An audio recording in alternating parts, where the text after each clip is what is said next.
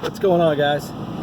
Boy, it's hot as a well digger's ass crack right now. Okay? It's hot. I mean, it's fucking hot. Okay? Hot. All right. I gotta turn around. Hold on. Just got at HEB and I'm sweating my tail off. Let me turn this around. All right. So here's what we got. Okay. Okay, there we go. Much better. All right. Oh shit. Okay. Did a little kick flip there. Finger flip. All right, check it out. I talked with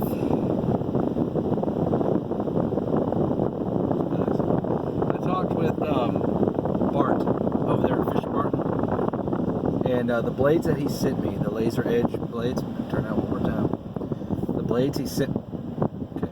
The blades he sent me for the laser edge blade for Kubota. Now Kubota only has three ZD mowers that they are running the laser on, that they've called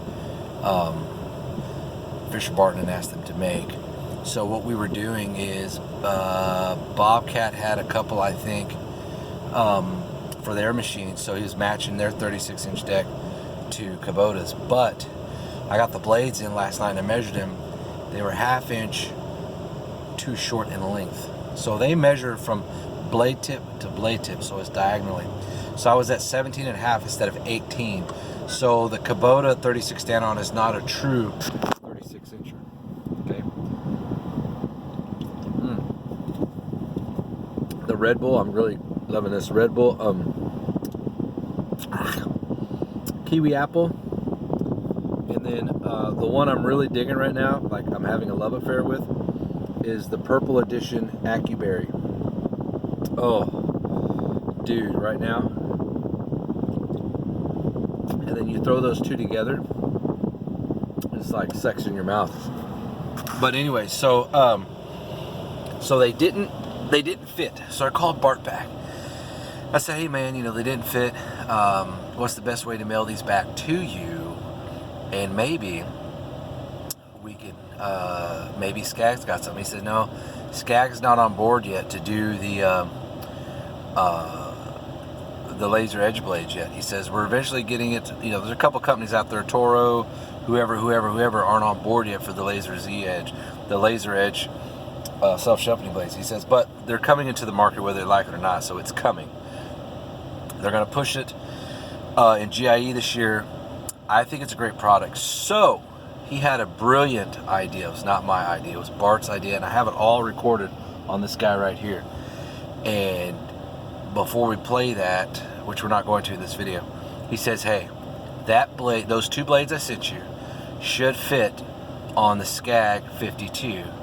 So he says, so put them on there, get underneath, put them up, put the bolts on, spin them with your hands, make sure the blades aren't touching each other, it's not touching anywhere in the chamber where the blade's going to be spinning.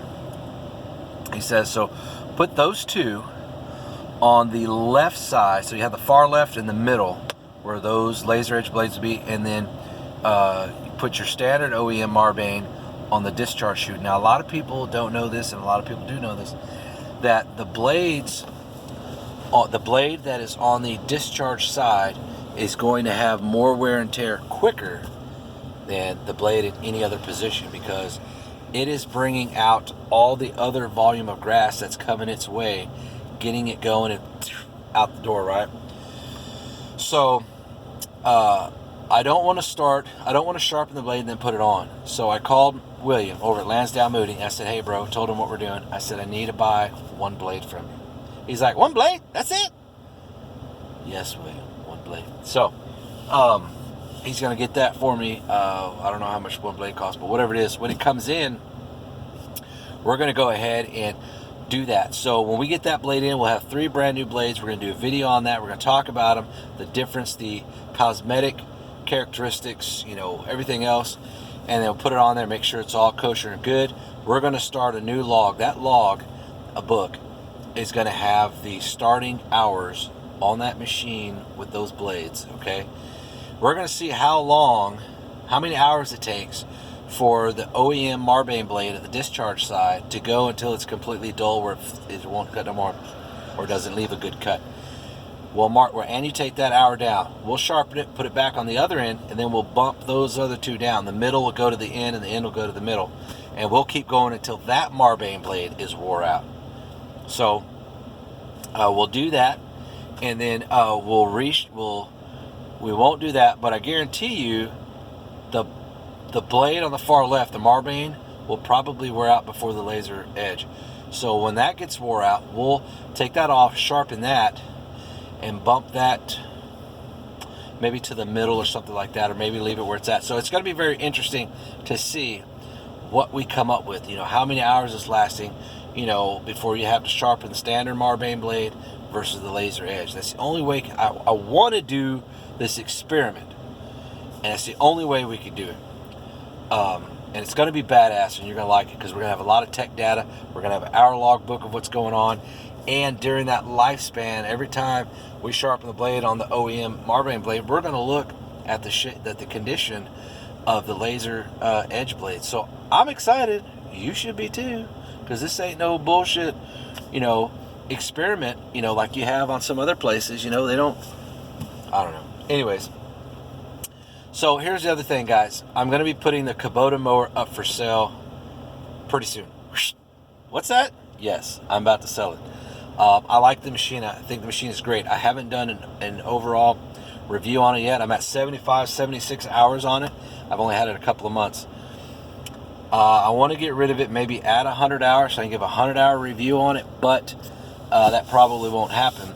But I've ridden it enough to know, how much I like it. I don't dislike it one bit. I don't have a con one bit. I don't, I think sometimes people use the word con and pro too loosely, and they're mistaking con for what their preference is, because, remember, these manufacturers are making something that is going to try to appease to the vast majority of who might use that product. So it's, like trimmers, people say, oh, I don't like the contour grip of this. Okay, well, the people who have bigger hands will like, the bigger grips. People who have smaller hands will like the smaller grips. That's just how it is, right? So, so the only thing that that is different, other than speed, and there's some other things different between the Kubota and the Ferris. But let's talk about the platform and the suspension. Okay, so we know no one else has the suspension that Ferris has because it's patent, right? Okay. Kubota had a fairly decent suspension, but what I have noticed is I bottom out on that platform. The springs are the springs are actually horizontal. They're not vertical, which is fine. They're horizontal. I think the springs on the Skag are vertical. Is there an advantage over one or the other? I'm not really sure. Anyways, all I know is on the Kubota platform, I bottom out. Every time. You can feel it when it doesn't have no more to give. It just, boom, it just stops. And I'm 270 pounds, okay? And before you say anything, I want you to know that's just how heavy pure awesomeness and sexy weighs these days, okay? Anyways, and the platform has a little concave to it. Your feet, if you have size 12, your feet cannot rest perfectly flat on it. It's very difficult for me to do that. My feet are back up on the platform a little bit towards the end, and that's where it really kicks up, and it's very uncomfortable. For me, what it does is it's giving me soreness in my calves.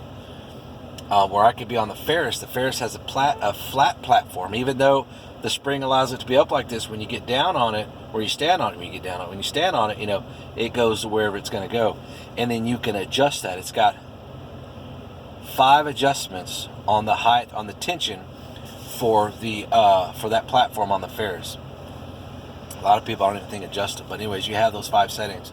I've tried all of them, and so on the Kubota, that's the only thing that I feel when I'm using it, and I use it on everything: my multiple acre properties, my smooth, beautiful lawns, my regular residentials, my off-road pasture mowing, all of it. So through ditches, through everything. So I have a good mixture of all types of terrains to really test these machines through all types of shit. And then I'm heavy, so a light person's not going to feel this. You have to keep that in mind. Okay, You know, some of you guys like Caden's 170 pounds. I'm 100 pounds heavier than he is. Yes, I know. Thank you. He says, you know, he doesn't ever bottom out on the Kubota or these other things. It's because you're light. And, you know, testing the suspension on a lawnmower on fabulous, you know, flat ground like golf greens isn't testing it. And you might as well be sitting on it in your fucking living room watching, you know, Golden Girls or some shit. You know, it's going to feel the same. You need to be out on terrain. Rough terrain, smooth terrain, hilly terrain, dippy-to-doo-dop terrain, and, you know, all kinds of stuff to really test this terrain out before, you know, you say, oh, man, I love this brand mower, boy. That shit smooth as shit riding down that. Yeah, you're probably mowing on a parking lot. You don't come across any terrain that really will challenge a suspension. So, you know, that's where, you know, it's really important when you guys are testing stuff and you want to give a review, you know, don't just give it a 30-day review. You need to put it through some shit. You need to, if it's a hedge trimmer, if it's a string trimmer, if it's power tools, if it's an impact wrench, whatever it is, man, you need to test it. You know, test it outside of your normal, you know, however it is you would use it. You know, that's what I like. I like doing the real shit, the real testing. None of this, you know, some of these channels call up these companies, hey, can you send me this? I'd love to do a review on that. Yeah, they get it in because they want free shit. They want to try to get people to watch the channel, you know, and, oh, yeah, I got this trimmer in, or I got this blower in, or, oh, yeah, blah, blah, it does this, boy, it's great. But what I don't like, the con is, it's like, oh, my God, here we go again. You know what I'm saying?